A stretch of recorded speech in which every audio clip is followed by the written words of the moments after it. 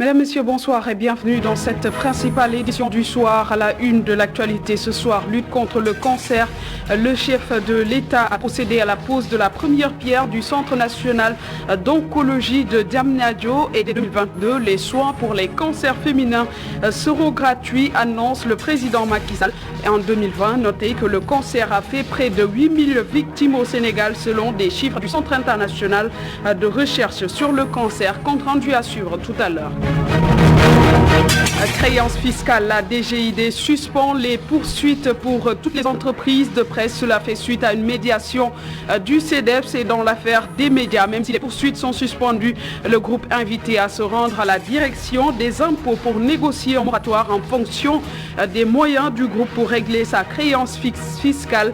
Vous entendrez les précisions du président du Conseil des diffuseurs et éditeurs de presse du Sénégal. Perspective locale 2022, Tahaou Dakar lâche Soham El Wardini au profit de Barthélémy Dias. Dans l'article de la semaine, Babacar Fall du site E-Média SN pose le débat et s'interroge sur les causes profondes de ce désaveu à l'endroit de l'actuel maire de Dakar, à suivre en fin d'édition avec Mamadou Dieng. Bienvenue à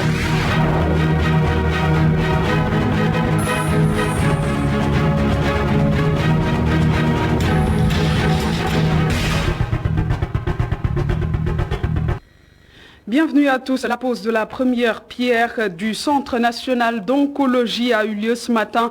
Pose faite par le président Macky Sall. Un projet évalué à plus de 24 milliards de francs CFA. Le président Macky Sall a annoncé à cette occasion la gratuité des soins pour les cancers féminins en 2022. Le compte rendu signé Babacar Seck. Dans 24 mois, un centre national d'oncologie d'une capacité de 110 lits pour une prise en charge adéquate des cas de cancer verra le jour à Diamniadio. Ceci entre dans le cadre du programme de l'État de relèvement du plateau médical et d'élargissement de la carte sanitaire. Nous posons aujourd'hui un acte fort de riposte contre le cancer, une pathologie redoutable pour la santé, financièrement ruineuse, qui continue, hélas, de gagner du terrain. Les statistiques montrent en effet que plus de 14 000 cas de cancer chez les adultes et environ 1000 chez les enfants sont diagnostiqués par an dans notre pays. C'est donc tout à fait symbolique que nous lancions ce centre au moment où Octobre Rose, mois de sensibilisation contre le cancer, tire à sa fin.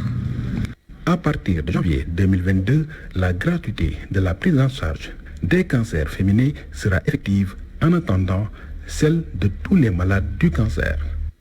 Je voudrais à ce propos demander au ministre de la Santé et de l'Action sociale d'étudier la faisabilité d'une prise en charge intégrale pour la chimiothérapie pour l'ensemble des malades du cancer. Mais en attendant, à partir de janvier, de rendre les intrants également qui rentraient dans la chimio gratuits pour les cancers féminins. D'un coût de 54 milliards de francs CFA, le Centre national d'oncologie de Diamniadio sera inauguré le 15 novembre 2023. Et justement, Octobre Rose tire à sa fin et dans le cadre du programme de ce mois de lutte contre le cancer, la cellule genre du ministère du Tourisme et des Transports aériens a initié une journée de réflexion et de sensibilisation sur les cancers féminins, occasion également pour des hommes de se faire dépister du cancer de la prostate. Écoutons à ce propos Aïssatou Kassé-Diang, coordonnatrice de ladite cellule au micro de Babacar Seck. La particularité cette année, c'est qu'on a aussi ajouté, en tout cas, le dépistage au cancer de la prostate. Il faut dire que nous avons dépisté près de 100 femmes du ministère au cancer féminin et au cancer de la prostate. Ce n'était pas suffisant. On peut aller se dépister sans pour autant connaître réellement les tenants et les aboutissants de cette maladie, de ces maladies, je dirais. Raison pour laquelle nous avons opté à en tout cas inscrire dans ce plan d'action ce grand panel de sensibilisation sur les cancers féminins et sur le cancer de la prostate, mais aussi sur les maladies et les infections sexuellement transmissibles, dans la mesure où, très souvent, peut-être en profane, on peut commettre des actes ou en tout cas des erreurs allant dans le sens de nous exposer à ces maladies-là. Raison pour lesquelles nous avons en tout cas invité des professeurs, des docteurs, d'éminents panélistes pour qu'ils nous entretiennent pendant 1 heure de ces maladies-là, afin qu'on puisse contribuer à la sensibilisation, mais aussi qu'on puisse se prémunir en tout cas de toutes les garanties pour éviter la maladie, mais aussi savoir au cas où elle surviendrait, comment se comporter pour la prise en charge médicale. En santé toujours, nous parlons coronavirus. Malgré la baisse du taux de contamination, le président de la République, Macky Sall, appelle les Sénégalais à aller se faire vacciner. Sur ce, le président a instruit le ministère de la Santé et de l'Action sociale à trouver des mécanismes pour exiger le pass sanitaire avant d'accéder dans les lieux qui accueillent du monde. Le président Macky Sall au micro de Babacar Seck. Covid bitam ma waxaat ci tuuti. Je vais quand même un peu parler de la Covid-19. Les chiffres ont certes baissé, mais on n'a pas encore totalement vaincu la pandémie. Vous remarquerez que dans certains pays, il y a une recrudescence. Et cela veut dire que nous ne sommes pas totalement à l'abri du fait des mouvements des personnes. La meilleure prévention qui est là, c'est la vaccination. Que les gens aillent se faire vacciner. Les vaccins sont là, disponibles. J'ai dit au ministre de la Santé qu'il faut, dans certains endroits, qu'on interdise l'accès aux personnes qui ne sont pas vaccinées, parce qu'ils mettent en danger la vie des autres. Que ce soit les universités, les lieux de service, les stades, entre autres endroits, ce n'est pas normal que les gens refusent de se faire vacciner, malgré les gros efforts que l'État du Sénégal a fait pour se procurer des vaccins. Les gens disent qu'ils ont peur de se faire vacciner, mais mieux vaut se faire vacciner que mourir. Moi, je préfère me faire vacciner. Certes, la vie et la mort dépendent de Dieu, mais ce qui est clair, c'est qu'une personne vaccinée a plus de chances de survivre de la Covid qu'une personne non vaccinée. Donc il faut qu'on relance le programme de vaccination et trouver les mécanismes pour permettre aux gens de se faire vacciner. Trouver les mécanismes qui vont permettre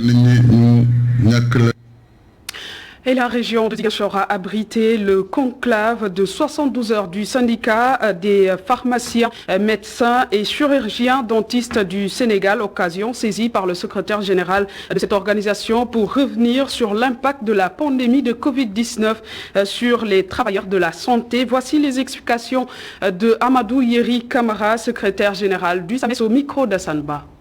Le comité exécutif national SEN du syndicat autonome des médecins, pharmaciens et chirurgiens dentistes du Sénégal s'est réuni pendant 72 heures dans la région de Ziguinchor, plus particulièrement au Cap Skirring.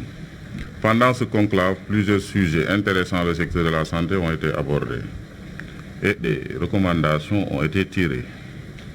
Concernant la Covid-19, l'évaluation de sa gestion nous a permis de constater que des efforts énormes ont été fournis par le système de santé et des agents de santé ont payé un lourd tribut en termes d'infection, mais également en termes de décès.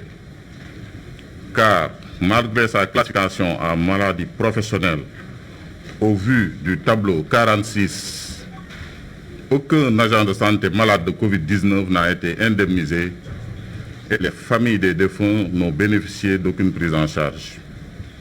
C'est pourquoi le SAMES demande la revalorisation de l'indemnité de risque dérisoire des agents de santé, l'indemnisation des agents de santé victimes de Covid-19, l'intégration des enfants des agents de santé décédés parmi les pupilles de la nation et la décoration posthume des défunts.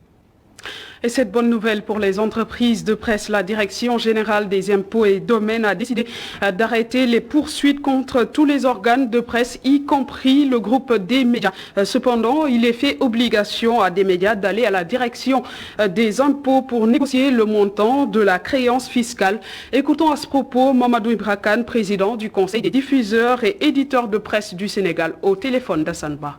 Nous avons entamé une médiation en allant d'abord rencontrer le groupe des médias le mardi dernier. Nous avons d'abord tenu à exprimer notre solidarité au groupe des médias parce que c'est une entreprise de presse qui est importante sur l'échiquier médiatique sénégalais. C'est une entreprise de presse où il y a plus d'une centaine de journalistes et techniciens des médias qui travaillent. Donc nous avons exprimé notre solidarité en nous fondant sur ces points que je viens d'évoquer. Il y a également le fait que nous ne souhaitons pas que l'entreprise de presse des médias donc disparaisse. C'est pourquoi il fallait nécessairement renouer le contact entre l'entreprise des médias et les impôts. Donc nous avons demandé au groupe des médias de nous autoriser à organiser une médiation avec les services des impôts. C'est à la suite de cela que le vendredi hier, nous avons rencontré le directeur général des impôts et domaines qui était entouré de ses collaborateurs les plus proches, notamment le directeur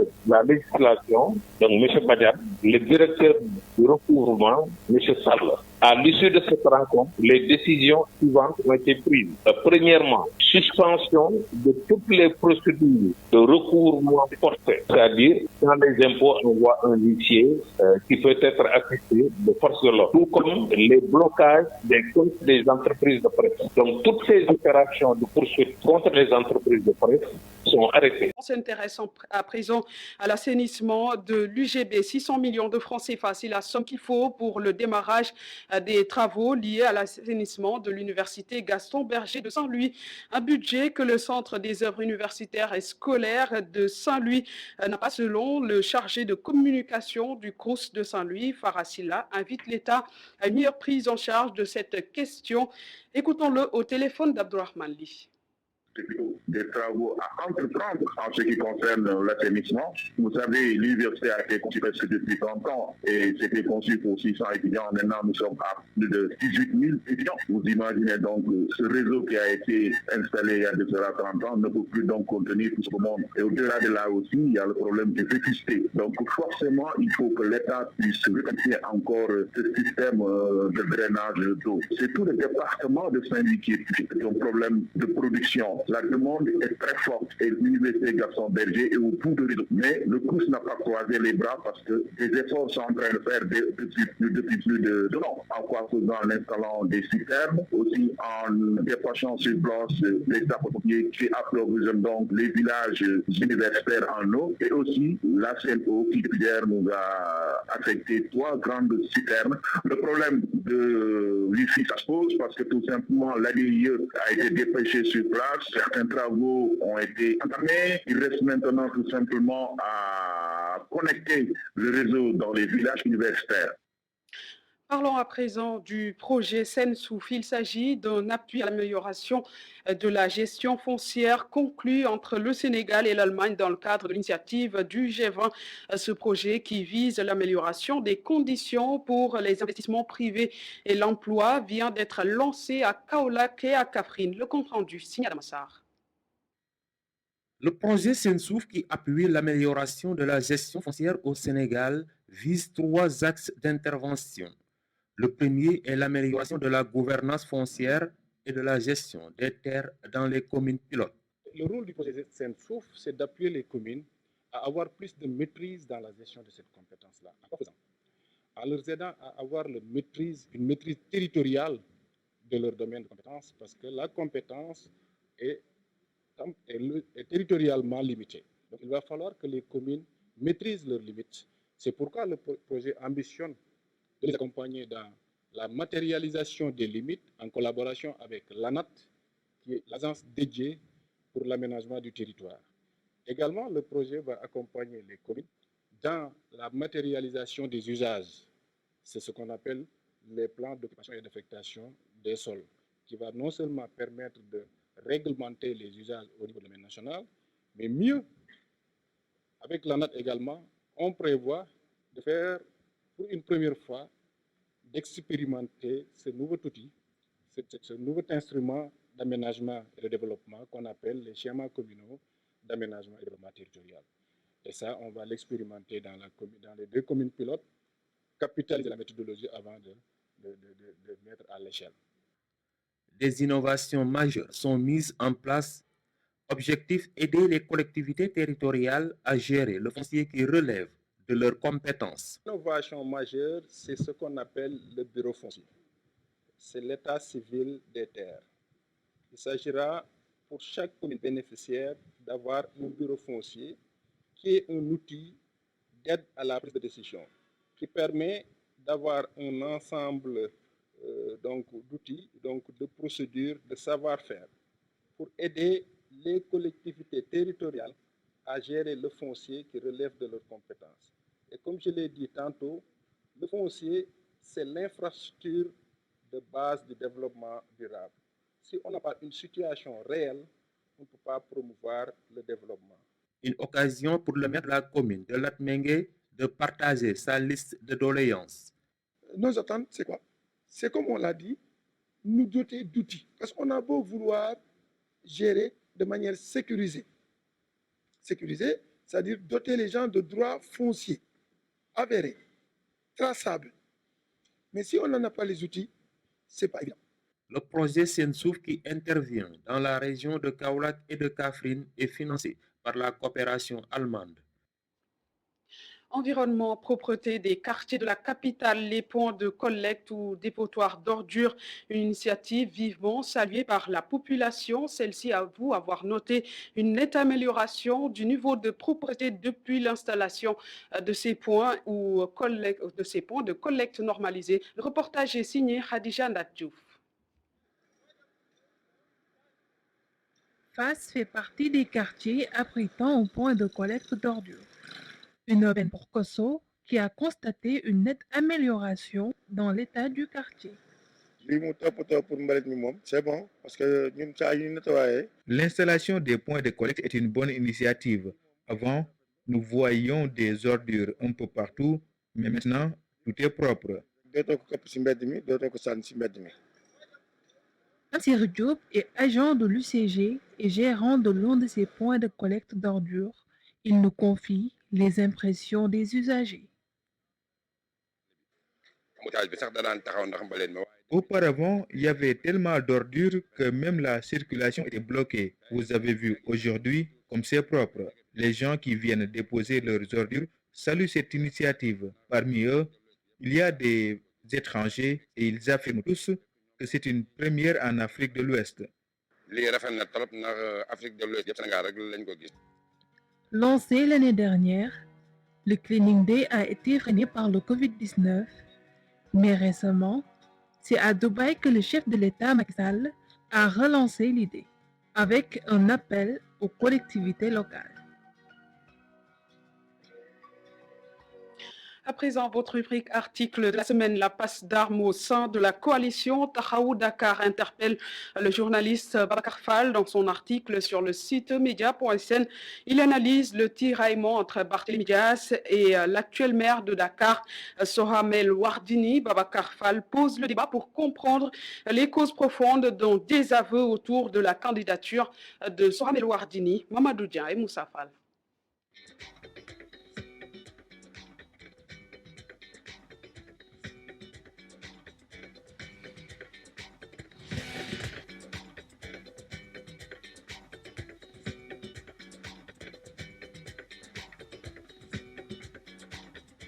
Soham El Wardini a pris goût à la mairie de Dakar. L'édile de la capitale affirme son ambition de remplir à la mairie. Mais sa coalition d'appartenance Taxawu Dakar semble porter son choix sur le maire de Mermoz Sacré-Cœur, Barthélémy Dias. Le torchon brûle ainsi entre les membres de la coalition de Khalifa Ababacar Sall, où des voix discordantes s'élèvent sur la conquête du fauteuil de la ville de Dakar. Le journaliste Babacar Fall du site media.sn pose le débat à travers son article intitulé « Soham Wardini, les causes profondes d'un désaveu ». On a a essayé de poser le débat parce qu'on a vu quand même que Soham El Wardini, qui est la candidate de Tahaou Sénégal, la candidate sortante, est en quelque sorte contestée. En tout cas, il y a d'autres candidatures dotées au sein de cette coalition, alors que sur l'accord cadre de la coalition Yewwi Askan Wi, il explique que les candidatures sortantes de la coalition ne seront pas concurrencées. Soham El Wardini, si elle est concurrencée, c'est au niveau de Tahaou Sénégal. Parce que Barthélémy Dias, qui est son concurrent direct actuellement, Barthélémy Dias est un membre de la coalition Tahaou Sénégal. Depuis 2018, Soham El Wardini exerce les fonctions du maire de Dakar. La mairesse termine le quinquennat de Khalifa Ababacar Sall.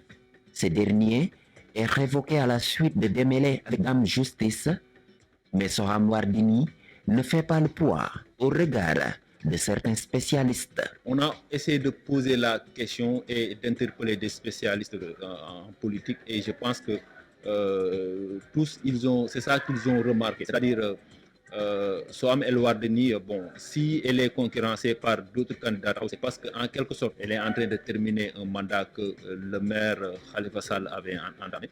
Mais Khalifa Sall, quand il avait des déboires avec la justice, beaucoup de gens pensent que Soham El Wardini n'avait pas pesé réellement sur la balance. Il y a certains aussi qui disent que, peut-être qu'elle est toujours membre de l'AFP. En tout cas, on n'est pas sûr que Soham El Wardini a quitté l'AFP. Khalifa Sall, le leader de Tahaou Dakar, reste toujours muet sur cette bataille au sein de sa coalition. En revanche, les chances seraient réduites pour Madame Wardini si elle ne bénéficierait pas du soutien de l'ancien maire. C'est la conviction du journaliste. Je pense que tout dépendra quand même de la position de Khalifa Sall. Parce que Dakar, quand même, les maires de Tahaou Sénégal, tous les maires qui ont eu à gagner, je pense qu'ils ont gagné au nom de Khalifa Sall. Maintenant, jusqu'à présent, Khalifa Sall n'a pas encore tranché. Je ne pense pas que si Khalifa Sall choisit un autre, je ne pense pas que Soham aura les coups de franche pour rivaliser le candidat de Khalifa Sall. Babacar Fall, journaliste à emedia.sn, a recueilli les analyses de Ibou Sané, professeur en sciences politiques à l'université Gaston Berger, sur l'imbroglio dans la coalition Tahaou Dakar pour la mairie de la capitale en perspective des prochaines élections territoriales.